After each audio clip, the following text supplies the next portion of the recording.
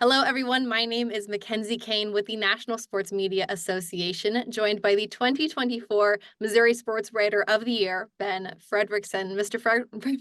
Frederickson, thank you for speaking with me today.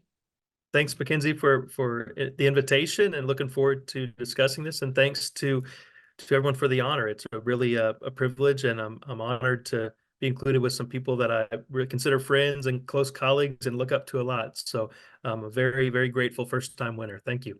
Well, let's just start off with a brief introduction. Can you let me know what you are currently up to in the world of sports reporting? Yeah, I'm a sports columnist at the St. Louis Post-Dispatch. It sounds crazy to say, but I guess I'm not quite coming up on 10 years in that role at the Post-Dispatch. I started out there doing a little bit of a different role, but I've kind of become gravitated toward sports columnist, and I've been doing that now for a while, and it's a dream job. It really is. I get to write about all the different sports that we cover. I get to travel for big events, and we get to really write for, I think, one of the most passionate fan bases in all of sports. St. Louis is a passionate sports town. They care about a lot of different sports, and I get to try to be the person who kind of sets the discussion for that crowd. And it's something that I think a lot about, and I take a lot of pride in trying to kind of be ahead of the story a little bit, or at least have an opinion on what is the big story. And it gets a chance for me to grow up to write about some of the teams that I followed growing up, which is really cool. I didn't grow up right here in St. Louis, but I grew up in the state of Missouri, right in the middle of the state, and to be able to cover teams that I know my friends and family care a lot about, it's really an honor. And I grew up kind of thinking it would be a dream job to be able to work at the St. Louis Post-Dispatch. I got the chance to intern there when I was in college, and would have thought, man, if I could ever get back here, it would be awesome. And to be able to be here and representing the paper is a really it's really a cool moment for me. Well, you just mentioned it in your introduction. You are a first-time recipient of this award. So can you just share with me what this accomplishment and being selected by other sports writers in your area, what this means to you? Well, I could make a shallow joke about maybe the election process having a malfunction or something, but in all seriousness, it means a lot to me because of the folks who won it before. A lot of the previous winners are people that I consider close friends, mentors, colleagues, family to some degree, guys that I've worked with at the Post-Dispatch, like Derek Gould, Dave Matter, colleagues who now work in different parts of the state. Vahe Gregorian, I think, is won this thing like 25 or more times. I may be exaggerating there, but not by much. But to be able to work with those guys, to be even, Katie Wu, who won it last year for the Athletic. I know Katie from covering the Cardinals. It's really a pleasure and a thrill to be included with them. And I think it speaks to the high level of work that's being done in our state, whether it's in the middle of the state, on the Kansas City side, or here in St. Louis. We've got a lot of talented sports reporters covering things at a high level, covering the games, of course, but also covering the stuff off the field as well. So to be in that mix, it's encouraging, it's inspiring, it's competitive in the best of ways, and to be acknowledged by that group it really means a lot to me. So I'm humbled and very appreciative. Well, can you just walk me through that moment when you realized this was the field you wanted to get into and how your career has progressed since then? Yeah, I got lucky. I was a kid who grew up in Sedalia, Missouri, which most people probably have not heard of. If they have, it's probably because the Missouri State Fair is located there. But it happens to be in a state with a very, very, very great journalism school. And when I got to the Missouri School of Journalism, and everyone kind of started saying where they were from, and it was Chicago and Texas and Los Angeles, and I'm going, oh, okay, I must have got into something pretty good here. And I tried to take the best advantage of it I could. I worked hard and tried to learn from the folks who were there to teach me. And I think it really, in a lot of ways, opened up my eyes to what could be possible in this field. I fell in love with reading at a very young age. I had a great high school journalism teacher who taught me that, hey, you don't have to just play sports. You can write about them, you can cover them. And she gave us a great assignment. I believe I was a sophomore in high school, and she said, go around the school and find something that you're interested in.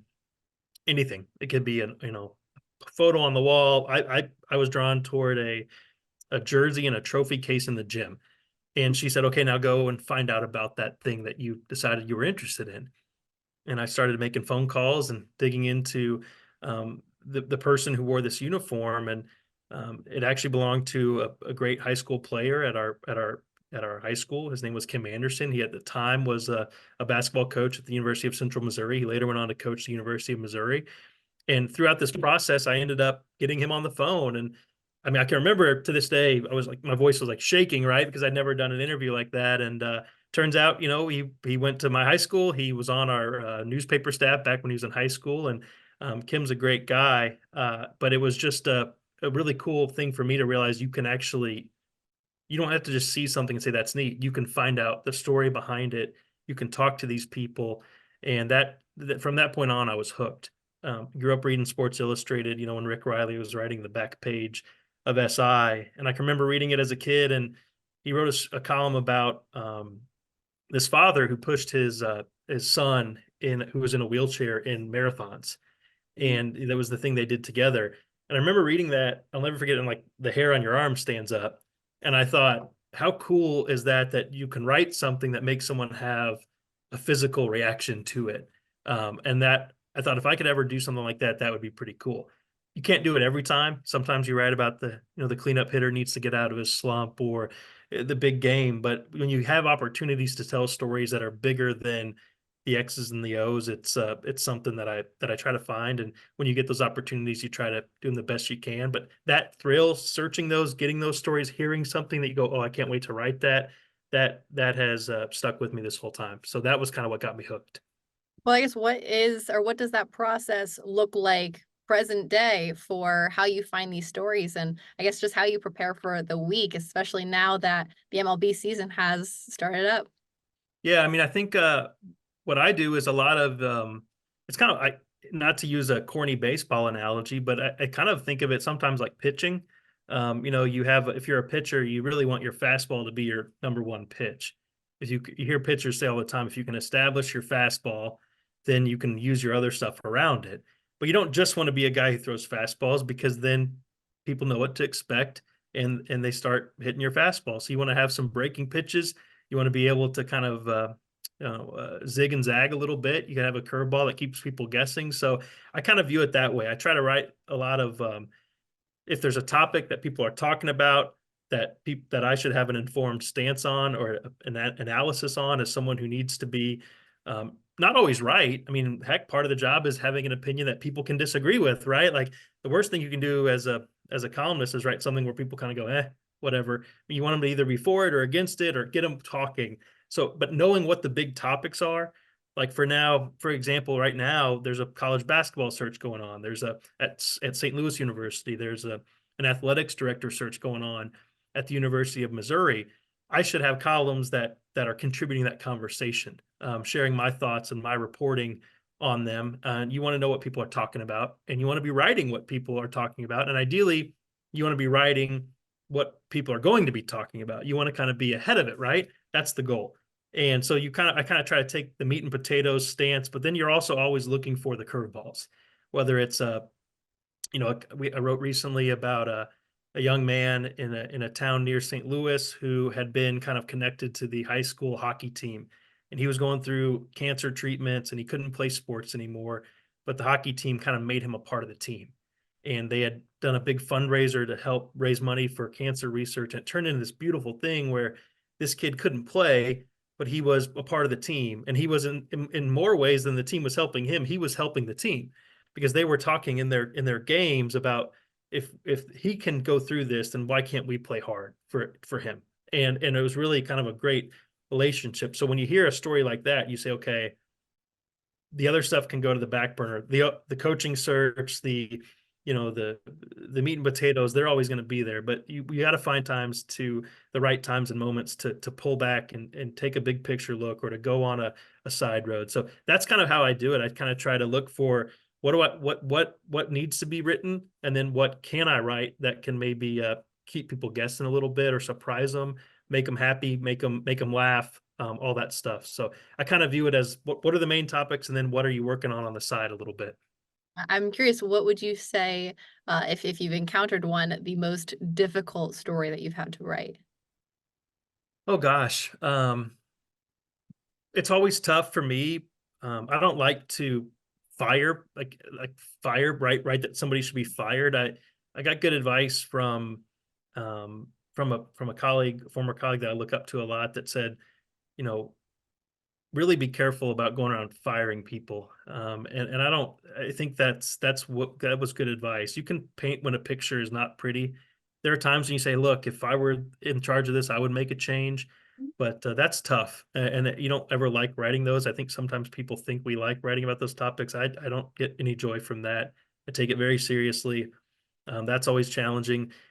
In this job, you write about people who are passing. I mean, we have big, great sports icon legends in St. Louis, and unfortunately, we lose them. And covering those are tough. And you try to do remembrances of folks who are no longer here. That's always a challenge. Two very different ends of the spectrum there. One of the most challenging, like not in terms of like heavy on you to cover, but just intricate and detailed topics that I've covered here in St. Louis was the departure of the St. Louis Rams to Los Angeles. It was a topic that frustrated a lot of folks. There were a lot of raw emotions. And it was also very tricky covering the aftermath of it from the legal sense. I sat in a lot of courtrooms and listened to a lot of, lawyers argue back and forth and trying to sometimes boil down a 3 hour legal situation into a column that people can make sense of was a challenge, but I liked it. So that was the degree of difficulty that was up there. Emotional difficulty, firings and losing people, that those are challenges. Those are different kind of hard. Well, I mean, not only are you a sports writer at the St. Louis Post-Dispatch, but you're also a contributor on some talk radio shows and broadcasts. So I'm just curious, what or how do you value developing those skills outside of writing, like vocal development, public speaking, into your work? I think it's critical. I think I would recommend anyone who's in this field or getting into it. Not that I've got a ton of great advice, but I would say being versatile is huge. I kind of view it as like a three-legged stool. Like you want to be able to do a lot of different things. I think now a lot of times, students are taught, hey, you're not just a writer. You got to be able to do the podcast. You got to be able to do, heck, I was talking with you, McKenzie, and you were saying you would do a podcast and sideline reporting and you're a beat reporter. And it's like, it sounds like a lot, but those are all skills that you use. And what I've found, two things. I've found that doing radio, talking, I think it helps my writing because I find that if I find myself saying something on the radio where the conversation is more carefree and relaxed, I often step back and say, well, if I feel that way, I should write that. And I think it's made me a better columnist because I'm more writing can feel very intense, and every word, every letter matters so much, and it does. And I make a habit of not saying things on the radio that I wouldn't feel comfortable writing. But if I find myself going there, then I stop and say I should write that. If I feel that way, I should write it. So it's actually been, I think it's helped me. I think it's made me better.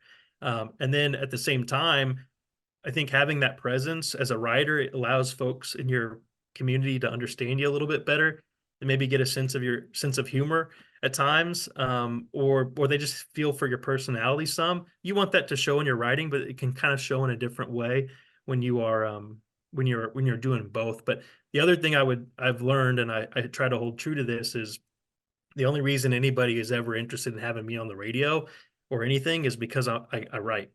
And you got to keep the main thing is one thing I've tried to live by, because I think sometimes you can get pulled in a lot of different directions. And fortunately, the places that I've partnered with all understand that they want me on the radio because I write for the Post Dispatch.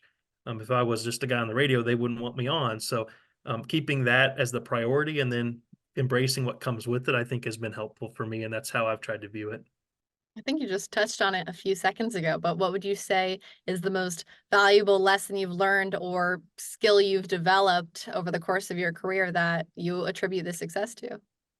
A few things that are not like big picture. They're simple, but simple isn't always easy. Um, Young people, especially, I think so often we are view things as, okay, what's our dream job? And that's great. Everybody should have a goal, but what are you willing to do to get there? For me, it was moving. My first job out of college was in Laramie, Wyoming, and it was a chance to cover a college, the University of Wyoming. It was a school that still is an athletics program people care a ton about. But there aren't a lot of people who, for me, I couldn't have really told you anything about Wyoming, but I said, they're going to give me a chance to cover a college program out of college. I'm going to go jump on it. And I knew I wasn't going to be there forever. And looking back, I should have stayed there longer, but go where the opportunity is. You'll have more of a chance to pick your location. If you have a preferred city or region you want to live in, that's great. You'll have a chance, if you're willing to do the work wherever the work is, to get there, and you'll have more leverage to be able to get there later on. So that would be a very practical piece. And then, Pat Forty told a class that I was a part of once when I was back in school. It's gonna make Pat sound old. Sorry, Pat. But he said, so always say yes. And there's a degree to that where that's true early on. You just are hungry you got to be hungry for the opportunities, and that's you'll be overworked and you'll be underpaid, and that shouldn't be the way it is, and it needs to get better. But it also, you can if you embrace that and work hard, then good things can happen. The other thing too is, and I learned this from the guys I've worked with and watched work, is showing up. If you're going to be there writing, covering the team, you got to be there. You got to put in the work. You got to be there in person. You got to build the relationships. If you write something somebody doesn't like, you got to go talk to them about it. And that's how you get better at this. It's how you get a better feel. It's how you build accountability and credibility with the people that you cover.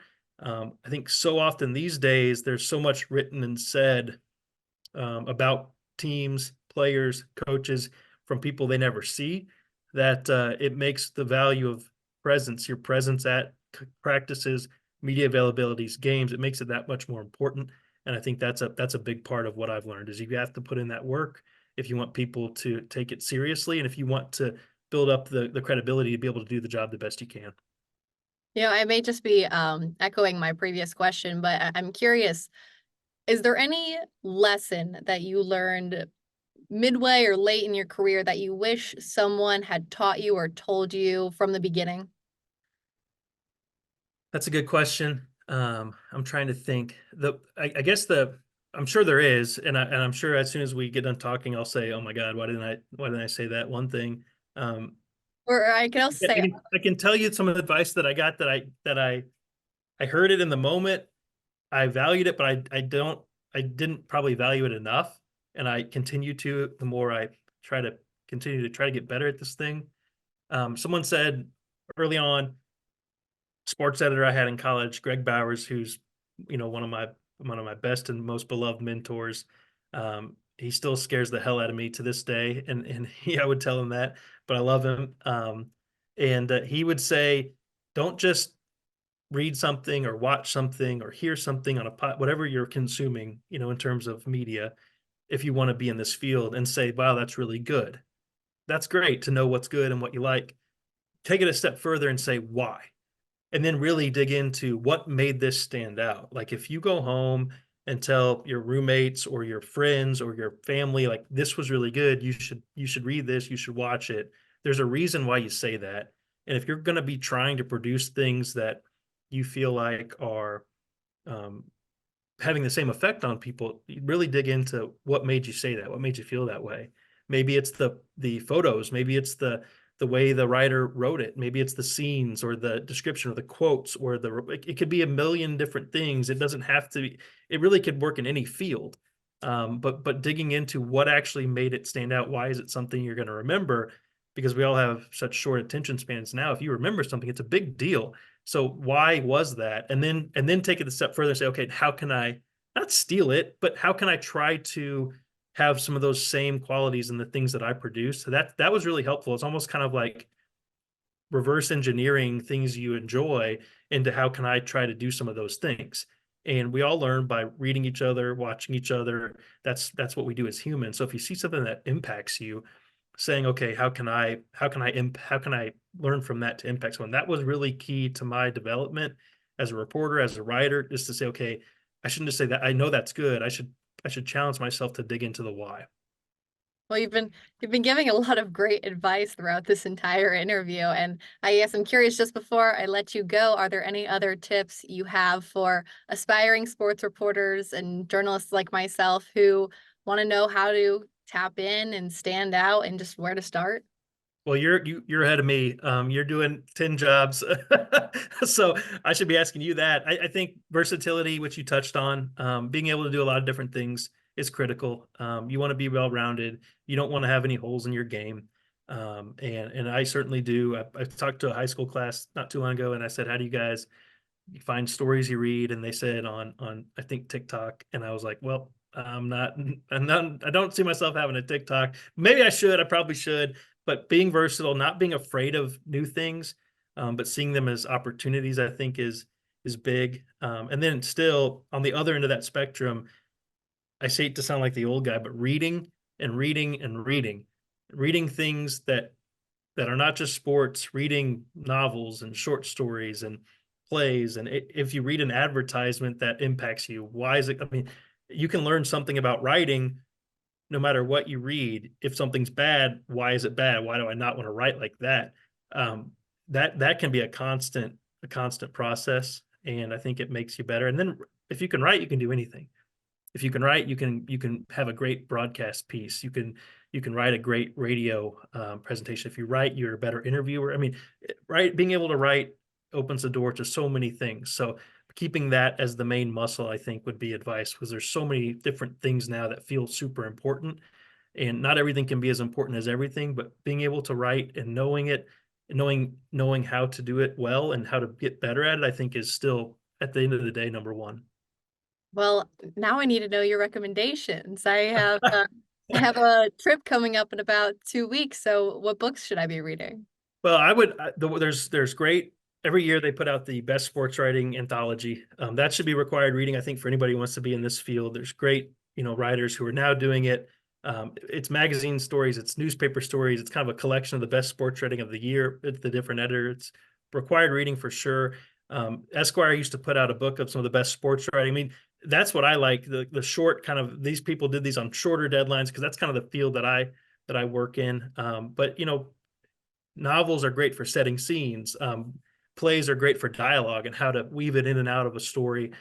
So really, it could be anything. But if you're just looking for one book to take on your trip, grab the latest edition of the best sports writing anthology. And my colleague Derek Gould has a great story in there about Albert Pujols when he hit his 700 home run. So I'll give him a shout out.